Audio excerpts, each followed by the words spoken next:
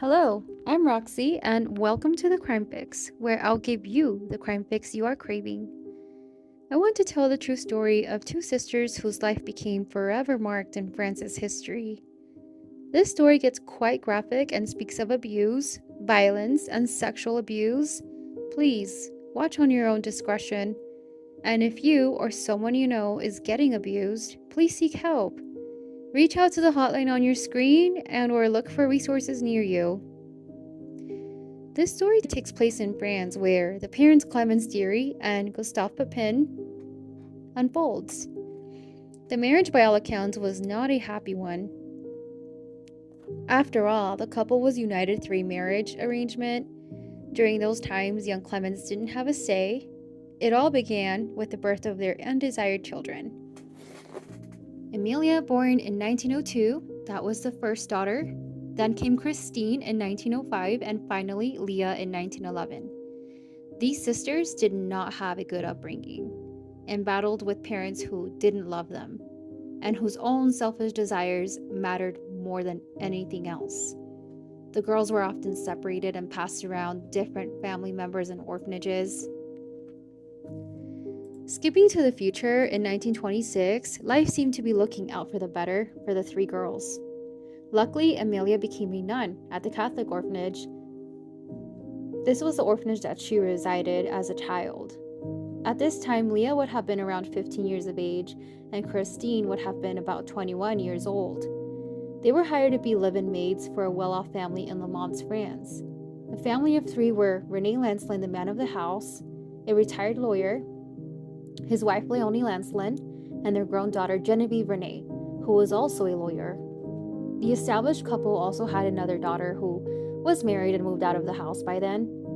The Lancelins seemed to be caring and kind employers. They gave the sisters jobs. Christine was the cook of the home, and Leah was the maid. They had a place to stay, and their employers made sure they ate good food and wore decent clothing. The bonus of letting them work as a pair seemed to be priceless, considering the previous threat of separation they had been living with for their whole life up to that point. The sisters worked about 14 hours a day with a half day off in the week, which was quite common in those times. The girls worked hard, but they did so to please their mother. Their mother had helped Christine find this particular family to work for, and in turn, Christine begged for her sister Leah to be allowed to work there as well. The family concurred. Christine and Leah's mother, Clemence, always demanded their money and always got it. Eventually, Mrs. Lancelin found out that Clemence was taking the poor girl's money, and she was not going to allow that to happen. Mrs. Lancelin spoke to Clemence and let her know that the girl's money was not for her to take, and they would not be allowed to hand it over to her any longer. For 7 years, the sisters seemed to be content with their role as live-in maids, and did so without a problem. Yet, not all was as it seemed, at least not in the young sisters' perspectives.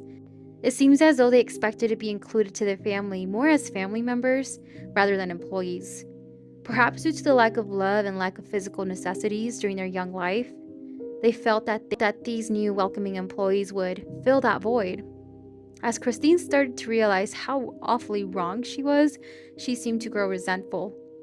According to reports, René, the man of the household, didn't so much as make small talk to the two sisters. It is said he simply didn't see the need to.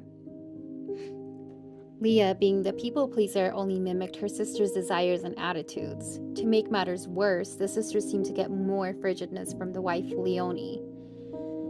Reports state that Leonie was cold and isolated. She would go as far as using white gloves to double-check the dust work the young girls performed. She refused to speak with them directly and would write them notes when she needed something from them. Christine and Leah stuck it out for quite a while, but Christine was growing more and more humiliated. The tension in the household was quite clear, and they felt as though they may be facing employment termination, which only made Christine more paranoid about the treatment they received. February 2nd, 1933. Renee went out with a friend for the evening and was not expected back until the next evening. Genevieve and Leonie also went out for a shopping trip and were going to meet Renee at Leonie's brother's house and stay over there until the next evening. All the while, the girls took care of the household. One of their duties that day was to pick up an old iron machine from the repair shop. The girls did so, but when they arrived home to test it out, they realized it was still not up to par. To make matters worse, the faulty iron machine caused an electrical blowout. However, Renee and Genevieve were not expected to return home for another night, so the sisters decided to hold off on any form of repairs until the following morning. To the girls' misfortune, life was about to take a terrible turn. To the sisters' shock, Mrs. Leonie and young Genevieve came home that night for a surprise checkup on the sisters, and the sisters were not expecting that. Leonie checked around the home and realized the electrical system was not functioning. This sent Leonie into a fit of rage. She became uncontrollably angry and started attacking the sisters.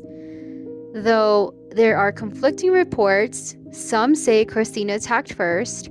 However, we know the attack got out of hand, and this infuriated Christine, and there is no question of what she did. Some say in self-defense she hit her on the head with a jug she had next to her. This caused Genevieve, Leonie's daughter, to come to her mother's defense. Christine was not going to just sit there and take it. She did something most of us wouldn't do. She gouged Genevieve's eyes out. Leah looked stunned. She wanted to know how she was supposed to react. Her big sister Christine ordered her to do the same to Leonie. Leah did as she was told. This was not the end. Mother and daughter were not dead yet, so the sisters retrieved weapons like kitchenware, knives, and hammers to viciously attack Leonie and Genevieve until there were no more signs of life. The sisters seemed to have gone onto a fit of rage themselves. The sisters attacked the mother and daughter beyond the point of recognition. It's as if they took out all their anger they ever had on these women. They left no part of their body untouched, including the genitals and buttocks. The attack is said to have lasted about 2 hours. Here is a statement directly from Christine Papin herself. Seeing that Mrs. Lanslin was going to throw herself on me, I jumped on her face and I tore her eyes off with my fingers. During this time, my sister Leah jumped on Mrs. Lanslin and also tore off her eyes. When we did that, they laid down or squatted on the spot. Then I rushed down to the kitchen and went to get the hammer and kitchen knife. Renee had agreed to meet up with his wife, Leonie, and daughter Genevieve later that evening. Due to their absence, he decided to go home instead. When he arrived, he was shocked. To find the home in darkness and the entries completely inaccessible, the eerie appearance of the home led him to contact the police for help. They were immediately shocked when they entered the home. They found the wife and daughter slaughtered right as they entered. The once wonderful home now stood as a horrific crime scene, straight out of a horror movie. Still afraid, the police and Mr. Lanslin decided to look for the housekeepers. When he found them in the bedroom laying together, the sisters immediately owned up to their crime. They were subsequently arrested. While the sisters awaited trial, they were not allowed to remain in the same cell. There have been rumors that the girls had a sexual relationship, but there is no real evidence to support this. The sisters were asked the question during the trial, and they both denied any sexual relationship, while never denying their murderous crime. These rumors arise from reports of sisters crying out for each other and using apparent vulgar language. In a small town such as Le Mans, in those times especially, rumors would have started like wildfire. While there is no evidence of sexual relationships, there may have been a psychological disorder at play for the sisters' odd relationship. Some experts think that had Christine Papin been analyzed today, she would be diagnosed with paranoid schizophrenia. While Leah seemed to be mostly psychologically fit, she seemed to be prone to anxiety and may have had anxiety disorders. During the trial, experts said that Leah psychologically disappeared into Christine's personality. They had a condition known as folie à deux, which means madness in pairs or shared paranoid disorder. This usually happens in pairs or small groups who become isolated from the world and become paranoid with the real world outside of each other. In these disorders, one is usually the dominant actor while the other is the dominated. Christine grew anxious and extremely paranoid. There are reports that she even attempted to gouge out her own eyes. Due to her uncontrollable behavior, it was decided by the police that she would remain in a straitjacket. Because their behavior was so odd, the court sent for the sisters to get mentally evaluated before trial. The doctors found that the sisters had suffered a psychosis and mental instability as the possible explanation to their actions. Considering the horrific life they had as children, this defense was a good one. But what exactly happened? Going back to their early lives, it was quite bad. The sisters' parents were unhappy with themselves and especially unhappy with their children. Given that Clemens was allegedly in an arranged marriage, she was especially unhappy with Gustave. It is said that the mother, Clemens Deary, was severely depressed and was not ready to have children, let alone 3. Their father, Gustave Papin, was in an undesirable mental state as well. He was fraught with alcohol addiction and heartbreak. Some reports claim that Gustave was heartbroken by Clemens's infidelity. It is said that she was having a love affair with her boss. At first, the parents decided that the best thing for little Christine was for her to go live with her auntie soon after birth. But before 1911, Gustave tried to make the family work and stay together happily by attempting to move out of Le Mans, France with his family. He allegedly wanted to separate his cheating wife from her lover, but this only worsened the situation. Clemens was so against moving away from her lover that she would rather die, so she attempted to take her own life. They evidently stayed in Le Mans against Gustave's wishes, and Gustave became more consumed by his alcoholic addiction and sorrow. As mentioned earlier, the infamous Leah was born in 1911, not too long after birth. Clemens found that Gustave had allegedly molested Amelia. Little Amelia was only around 10 years old at the time. This infuriated Clemens, but not for the reasons you think. She became oddly jealous that Gustave had supposedly cheated on her with their own daughter. She was so pathetic that she chose to send Amelia away to an orphanage in Le Mans Pasteur and blame Amelia for the abuse. Clemens divorced Gustave. It seemed as though Clemens was ready to start a new chapter in her life without her children and without Gustave. She also sent Christine to the orphanage with Amelia, instead of leaving her with her aunt where she had been residing. Some reports state that Leah and Christine only got to see each other when they were both in the psychiatric institutions. However, it is not clear how often that happened. Even baby Leah was not safe from her mother and father's abandonment. She was also sent away, but she was not sent with her sisters. Instead, she was sent alone with her uncle. Leah seems to have gotten the worst treatment. Out of the 3 girls, though they all had it quite bad, Leah was the most neglected. According to multiple reports, it is said that she grew up a quiet child that wanted to please everyone. Christine was quite close to her sister Amelia. At the time, she wanted to follow into her footsteps. Clemens, being a selfish woman, forbade her. She did not allow her daughter to stay at the orphanage because she wanted her to find a job instead. So, little Christine was not allowed to become a nun. This way, Clemens would be able to take the money that Christine made. Around this time is when Christine was starting to work under her mother's thumb. Leah's uncle, whom she was staying with, passed away. Sadly, this meant she had to stay at the orphanage as well. But as soon as little Leah was old enough to work, Clemens made sure she did, and made sure that she found her a job so she could also take Leah's money. Many people in town, specifically the poorer part of society, seemed to see the sisters in a good light.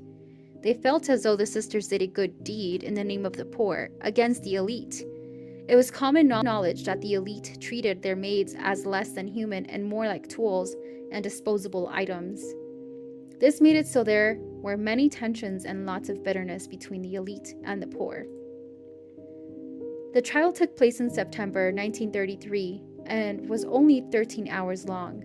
After the trial, the jury only took 40 minutes to come up with their verdict. Christine was seen as the mastermind and therefore had the harshest sentence. She received death by guillotine in the Le Mans public square at the end of 1933, which was an old way of beheading criminals. Luckily for her, or maybe unluckily for her, her sentence was reduced to life in prison after she displayed a mental breakdown, where she was harming herself. Her mental state had been severely impacted by this point. The prison transferred her to a mental asylum in Rennes. This to make no difference. She continued to refuse nourishment. She starved to death in 1937. Leah was said to have less than average intelligence by the medical professionals. During the trial, she was seen as the people-pleasing pushover by the court and therefore was given a much lesser sentence. Leah was sentenced to only 10 years in prison for her participation in the crime, but she walked free after only serving 8 years due to good behavior. It was about 1941 at the time. She would have been about 30 years old. She moved to Nantes, France, and tried to hide her true identity by using a different name. There are reports that her mother joined her in Nantes and they worked as maids, Leah working in a hotel as a maid. There are conflicting reports on her death, however.